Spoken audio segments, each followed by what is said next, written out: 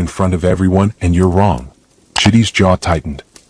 He looked at her for a long moment, then walked away without answering. Ngozi watched him go, her stomach sinking. The music changed. The processional began. Guests stood. All eyes turned toward the back of the hall.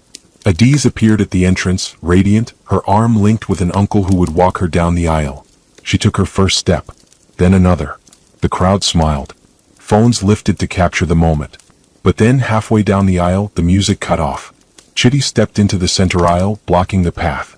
His hand was raised. His face was set like stone. "Wait," he said loudly. The hall fell silent. Adiz froze, her eyes wide. Emeka turned, his face unreadable. Obinna moved forward, but the MC raised a hand, stopping him.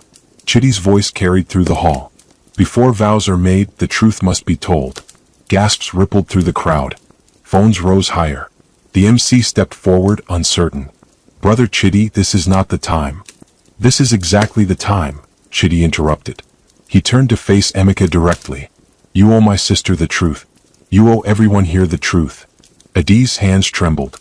"Chidi, what are you doing?" But Chidi wasn't looking at her. He was staring at Emeka, waiting for the man to break. To confess. To prove that Chidi's suspicions were right. The hall held its breath.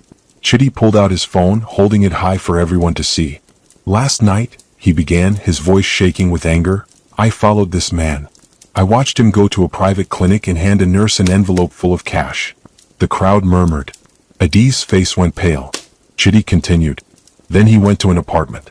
A woman opened the door. She hugged him. She called him my son."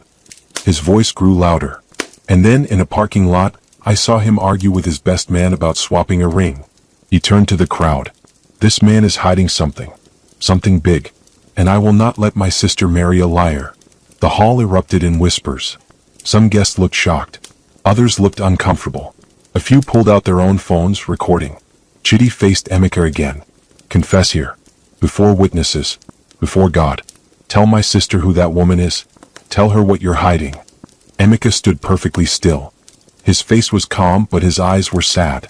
He didn't look angry. He looked tired. He raised a hand and the room quieted. "Give me 5 minutes," Emeka said softly. "Let me respond. But not with words.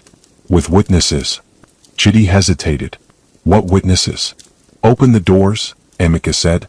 The double doors at the back of the hall swung open. 2 figures stepped inside. The first was the nurse from last night, still in her uniform. The second was the woman from the apartment, now wearing a clean blue dress, leaning on a cane.